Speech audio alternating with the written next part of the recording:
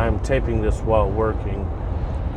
I'm going to tell you the story of me trying to become an actor, voice actor, and going to the literal deal with the devil with the Illuminati or Freemasons. I sold all my stuff, moved to Los Angeles, and got representation through a booking, an agent, and I was doing background work and going on auditions. These celebrities, or a few of these celebrities, started saying strange things to me, calling me Zarathustra. One of the first instances was Malcolm McDowell on the set of The Mentalist. The AD moved me like right to his line sight, and somebody behind me said, "Oh, who's that guy up there?" And I said, "Oh, that's Sir Malcolm McDowell. He's one of my brood members, and maybe later on we'll get into some ultra violence." Because I was a big Clockwork Orange fan, and I looked back around at Malcolm, and he's sitting there staring at me, and he said, "Oh, my lord, Zarathustra just spoke to me," and kind of fainted, or pretended to faint. A couple of ADs caught him, and then they moved me again. So I was like, okay, you couldn't have been talking to me. I'm not Zarathustra. My name's Clint. So another instance was on the Halloween episode of Parks and Rec. I ended up I had this little kid that was assigned to me as, he was climbing all over me, and he was dressed up like a hobo, and I kind of, whenever they first introduced us, I was like, "Hey, what do you know there, Hobo Joe?" All the parents were laughing, and from that point on, that fucking kid was wound up. But, I was trying to get away from this little dude, and they had us walking wherever, and I ended up by Amy Poehler, and it was just me and her down this like hallway on the set of CBS Rappaport of their town hall or whatever, and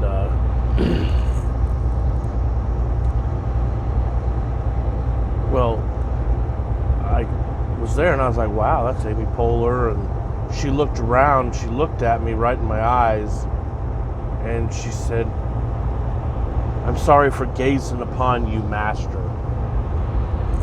And she covered her eyes like that. I was like, what the heck is that about? I don't even understand. So, I kind of laughed it off, and my mind tried to make sense of it by, well, she must have been talking to somebody that was feeding her lines or something, like the master of sound or something. I've seen, the credits of movies of that, and, I was kind of confused, and I was talking to somebody and holding, and then some dude stood up, and he was like, "Hey, tell me the story." And it was this bald guy that I suspect he was a Freemason dude or something. And I told him the story, and he said, "Was there anything else that happened?" And I said, "Well, I felt like I was really tall there for a second." And he looked at me and was like, "Hey, yeah, that happens." And then, walked back to the corner and started having a conversation with somebody else. I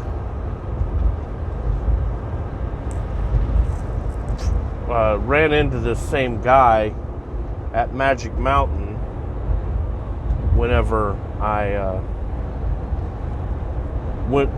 I bought a season pass, and then there was a meal deal there that they kind of created to feed me while they were doing this witchcraft bullshit to me for $99.99.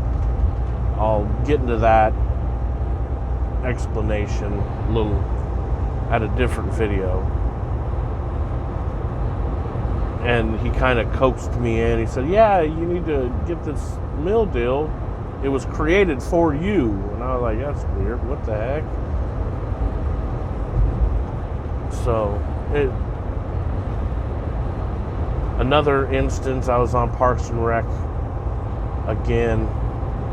And it was the end of the season 1 where they had Genuine on the stage. He was doing the pony thing for that littlest itty bitty pony deal. And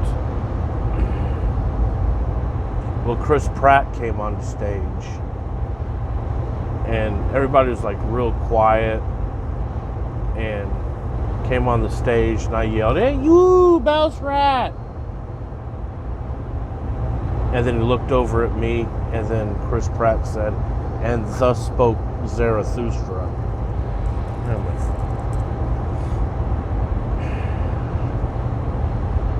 So I was like, what the heck? And there was this other dude that was kind of there, because you kind of find a buddy when you're on set. And I was hanging out with this dude with a beard.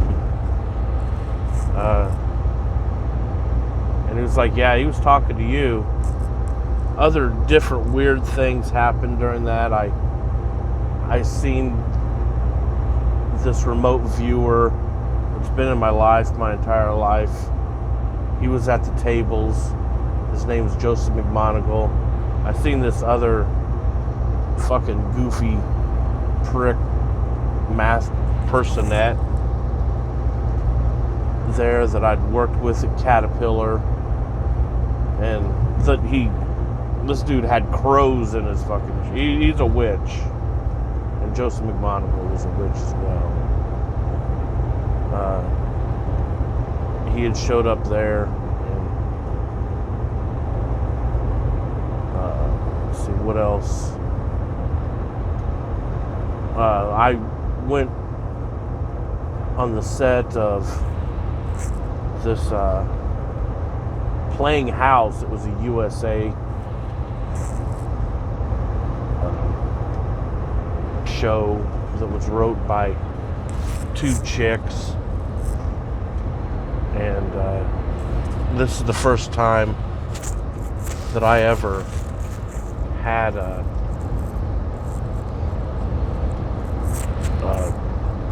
got a form with a character name. I was Uncle so and so, and well, they gave me they put me in a kilt, and all the the celebrity dudes were talking to me, and the chicks were talking to me. I'm big with fucking scratching my nose so much, burping and shit. Truck driver would expect. Well, the lieutenant dude from The Crow came up and talked to me a long time. The dude that was the leading man came up and said, yeah, we've heard a lot about you. We're really glad to have you. So I was like, wow, I'm getting a fucking job as a series regular on Playing House. All my, telling jokes on set, different things. Somebody's noticed me. So at the end of the day, I was going up and I found some glasses in the van that took us back to over there by the same set that Parks and Rec was shot at CBS around the corner. And I was kind of yelling. I said, "Hey, did somebody lose some glasses? Got some glasses here." And then the two girls that wrote the show kind of pushed out. I think her name's Jane Krasanovich.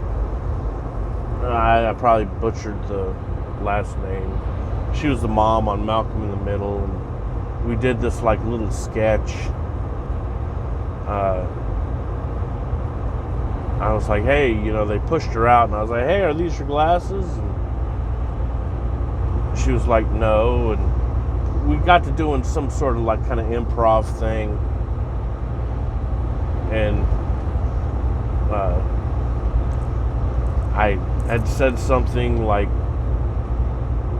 "We're gonna go on vacation, babe. Me, you, these glasses, on the beach of the Bahamas. I got these train tickets, darling," or some such bullshit. I was kind of setting her up for the joke. And she was like, "You can't take a train to the Bahamas." And I was like, "Well, I spent all of her money on it." And I was like, "Duh, what? I spent all our money on it. What are you talking about? There ain't no train to the Bahamas." "Yeah, Bahamas Island." She stomped her foot. And I was like, "What are you talking about? That guy right over there. I bought these tickets from a guy right over there. He was just there a second ago."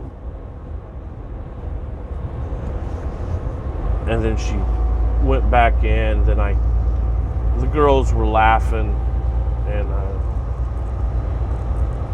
then I tried to, scalp the train tickets. "Hey, I got 2 for the Bahamas. Anybody? I got 2. All the extras are sitting there, and they're just like amazed on what the heck just happened. There's a really nice little girl that some crazy shit. Her mom like stalked me at the fucking beginning, and she said some fucking crazy whacked out shit.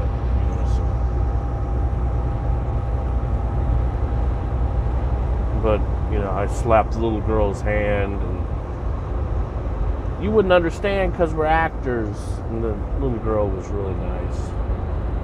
I kind of felt sorry because her mom was a very unstable individual. Well, then the next day, I got a job on this thing called Newsreaders. It's an Adult Swim series. And then there was Joseph McMoneagle sitting around some people, kind of watching me again. Then they picked me to do this F-dance thing. And, well, I did it, and, I kind of talked this chick that I did it into pretending like I came in her face or whatever, for comedy. It was just for comedy. Whoa, whoa. Take it easy. And,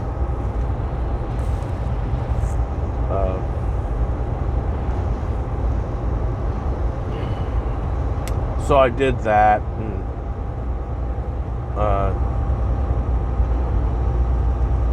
one of the director had said, to the cameraman, "Did you get that?" And the cameraman said, "No, I turned that off a long time ago. That was disgusting." And everybody fucking got mad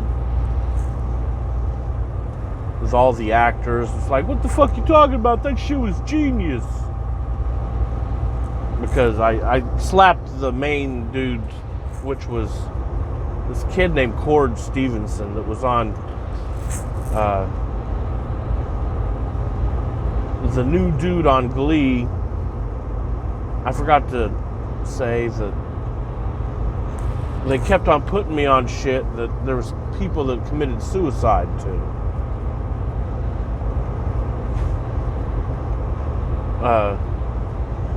They had me on right after the kid from Glee committed suicide, and then some black dude from Rizzolian Isles had committed suicide, and they did some crazy shit to me on Glee too. And on Rizzolian Isles, whichever one's the blonde one was on there, she like stared at me the entire time, like really mad dogged me. It's kind of nuts. The other one, didn't fucking even know that I existed. That's what made it kind of strange, because those two were talking to what I would gather was the director, and she was talking, the one with the black hair was talking to the director guy and looking at him, and the blonde one was sitting there staring at me the entire time. I don't know what the heck, what kind of weird witchy bullshit that they were doing with that. But let me go back to the newsreader story. Well,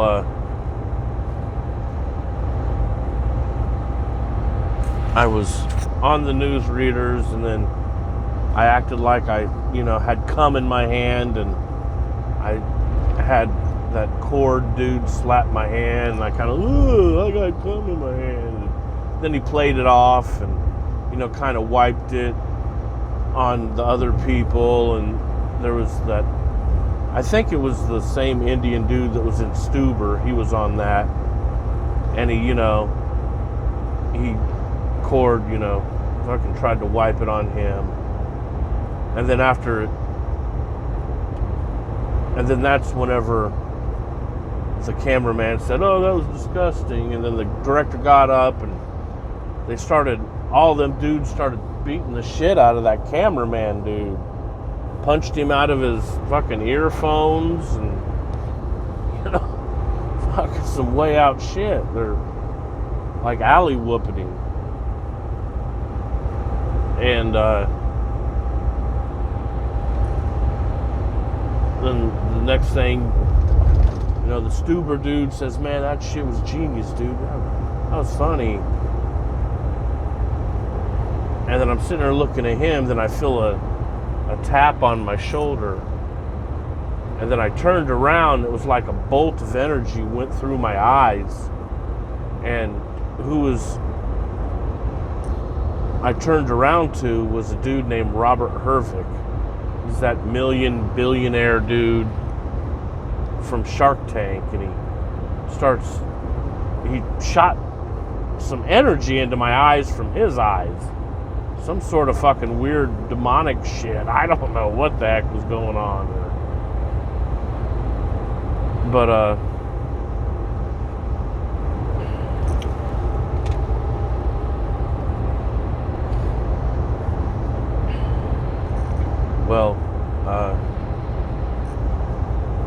then he starts telling me about how I'm going to be even more wealthy than him. So I'm like, wow, I'm actually going to make it. And that Lori Grenier, and then he pointed over to her, which she was standing about 20 feet away. And that's the chick, the inventor chick, or the freemason witch. Let's call it what it is. She steals people's ideas through fucking witchcraft or whatever. And he says that she wants to have my baby, and she's just going to give me $10 million for my seed, as he put it. And I was like, well, I sure could use the money. And I was like, you got that $10 million on ya? Yeah, no, hey, I got a van outside, bride. Hey, you got that $10 million on ya? And she was like, no. And I was like, are you sure? I bet you got some of it in your back pocket. And I gave her the little, turn around in a circle sign. She turned around, and I said, hell yeah, $10 million is $10 million. Nobody's ever said that to me. But it was all a ruse. They were stroking my ego to get me to do what eventually I'll tell you guys what happened. So that happened. Then here's wherever I got called into Central Casting by the lady that ran Central Casting, Melissa Leisure. And I was thinking that because on the Playing House, this woman had kind of sexually harassed me and did some way out shit that she was a regular person, so I'm not even gonna, address that really. So I went in there and they're asking me, some silly questions and really beating around the bush. And so I told them the story of what happened to me. The lady with the nice little girl, she grabbed my arm and she said some improper stuff like, you can have sex with my daughter. And I was like, no, that's not gonna happen. That's a little girl. And the little girl was kind of like, what do you mean you won't? And I'm like, no, little girl, that is so improper, and you need to have more respect for yourself than that. Because if a person my age would want to have sex with you, it's not about love, it's about hurting you. That shit hurts children. And I told her that story and how this lady was talking about she just wanted to smell me all day. Fucking weird shit. And then Melissa kept on saying she wanted to smell you all day, and she kept on, saying this and that about this smelling thing, and she kept on harping on that, so it kind of agitated me. So in my mind, I kind of went to a weird place. It might not make me look good, but this is what happened. I thought of, if I was to, there's two women in the room there at Central Casting, Melissa Leisure and an unknown blonde woman that wasn't Ivanka Trump, but looked a lot like Ivanka Trump.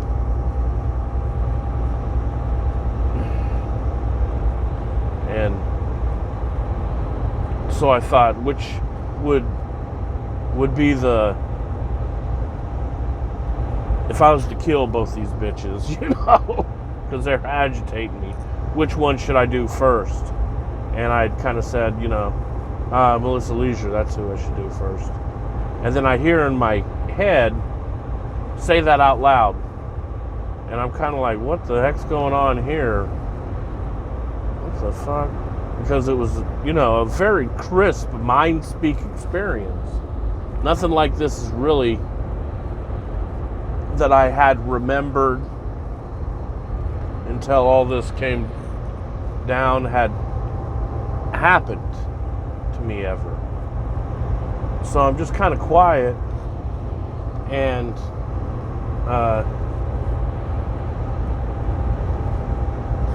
it said, say that out loud. And then Melissa finally comes up and she says, you're supposed to say something out loud to me. And I'm just kind of like, what the fuck? How is this bitch in my mind? And then somebody knows what something's saying in my mind. I know I kind of butchered that for that grammatically or whatnot. And I'm kind of, I'm still not saying anything.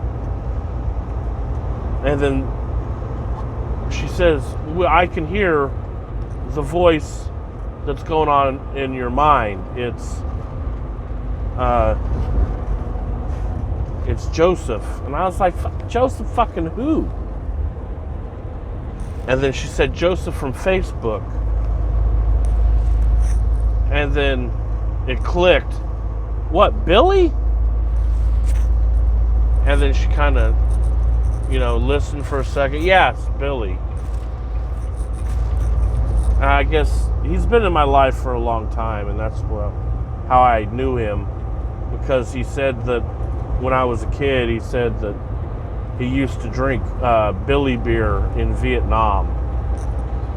Whatever that fucking means. That's President Carter's brother's beer or something. And his people in Vietnam made fun of him for drinking it because it was shitty beer or something. I forgot. And then she was like, yeah, Billy. And I was...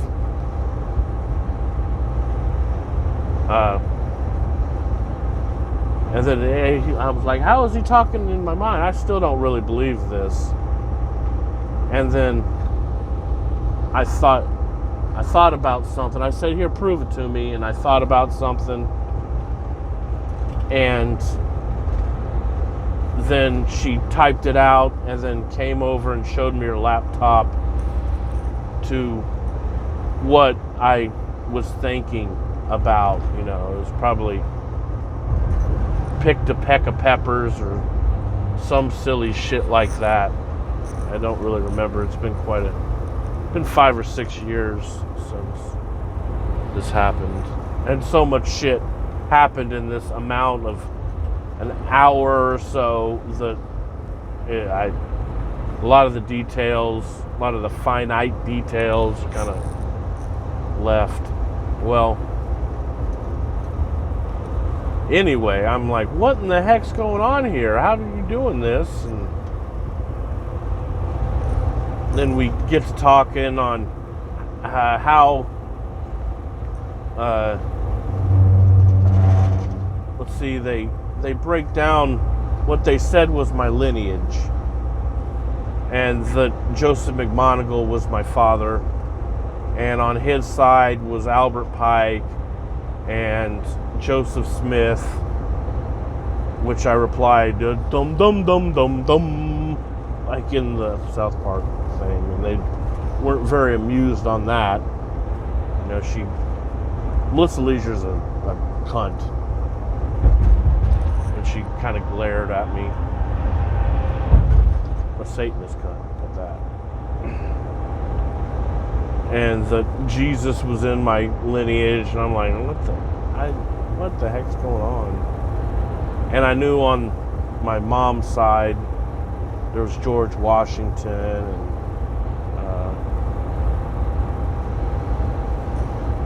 Jimmy Carter and I'm a direct descendant of Jefferson Davis through the Davis line. That's Robert E. Lee.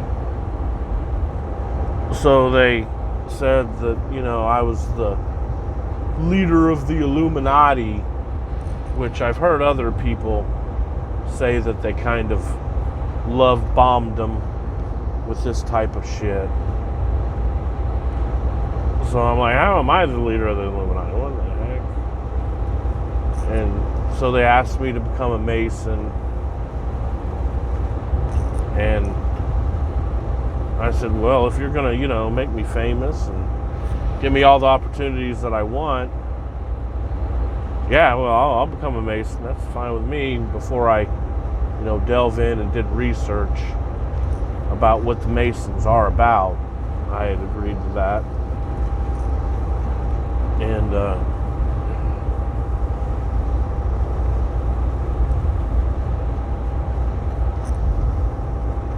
let's see.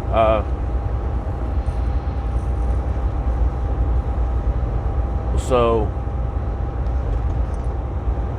they had me close my eyes again. They played a memory to me. This first memory was of me whenever I was a kid. I walked in to my mom's bathroom, and she was had squatting down in the bathtub on my toddler nephew's face, and she was urinating in it. And I surprised this being. She was in a partial shapeshift. She was totally engulfed in like a black shadow, and it looked like it had scales. It looked like kind of a black shadow of a slee stack, but she had yellow reptilian eyes, and she bolted up, and then Timmy went, he was like, his face was like that, and his body contorted all over. I grabbed the baby and ran off. I put him on the back of the toilet and smacked him on the back to get the piss out of his lungs, and I ran to the neighbor's house yelling, "A monster's trying to kill Timmy, a monster's trying to kill Timmy." And I ran into Tartar's house.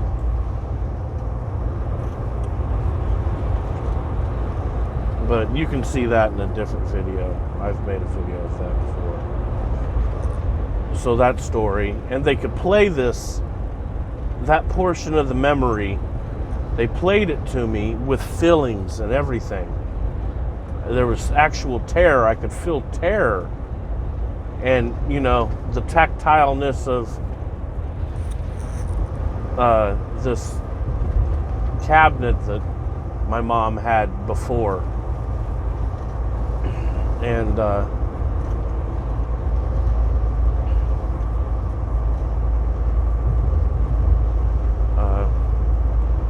And they could fast forward it and pause it and rewind it in my head. It was nuts. And I kind of opened my eyes like, what the heck was that?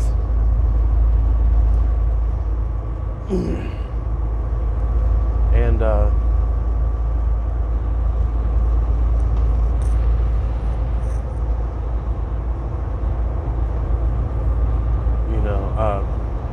the other blonde chick really didn't say too much.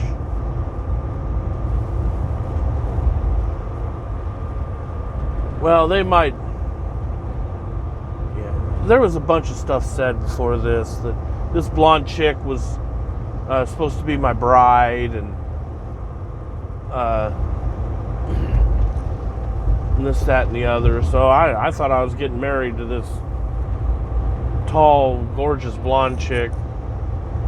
So I asked her, what the heck was that? And can you show her that memory? And she said, I've already seen it. And I've seen, you seen that memory before? And then she said, no, not that specific memory. I've seen it happen before. And I was like, it's happened before? The shit. You've seen this happen in real life? And kind of skipped over it. Well, then they gave me another memory. They had me close my eyes again. And I closed my eyes, and it was of a young Seth Green. And the memory just came flooding back of me playing with Seth Green. I'll tell that story as well. So I was playing with this kid when we were young. I met him at a campground and went to the swing set, and a little redhead kid was there pulling the tails off of lizards. And I told him not to do that. He said that, well, why? They grow back. And I was like, really? They grow back, huh? Wow, that's neat. So we started playing. He said he was an actor, and I said, hey, I want to be an actor too. And he said, you can't be an actor. And I was like, well, why not? Well, you don't know how to do it. And I was like, yeah, I do. So we were playing. I said, "Hey, during a conversation or whatever two kids have together,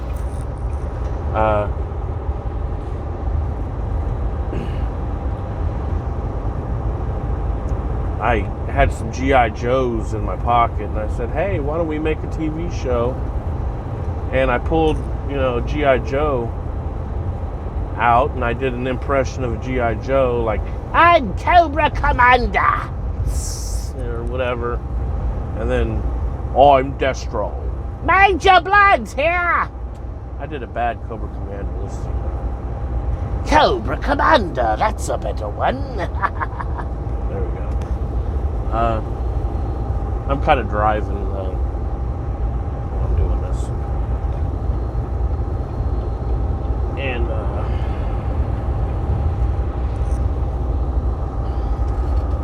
I'm going to have to put my different glasses on.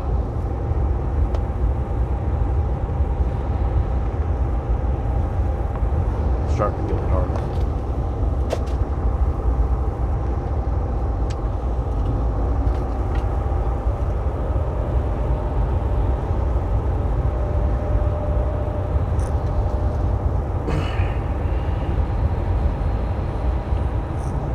Okay. And they played a little snippet in my mind of Seth Green as a child saying, what should we call the TV show? And I said, well, let's call it Robot Chicken. Now, it's just a little itty bitty snippet. But, I'll just tell you the rest of the memory that came flooding back to whenever they did this. So he said, hey, why don't you come over to my camper and eat? And I said, sure. So we went over to the camper to eat, and then we were kind of bonded out because both of our mothers were named Barbara. Went over there, and Seth went in there, and Seth's mom, Barbara Green,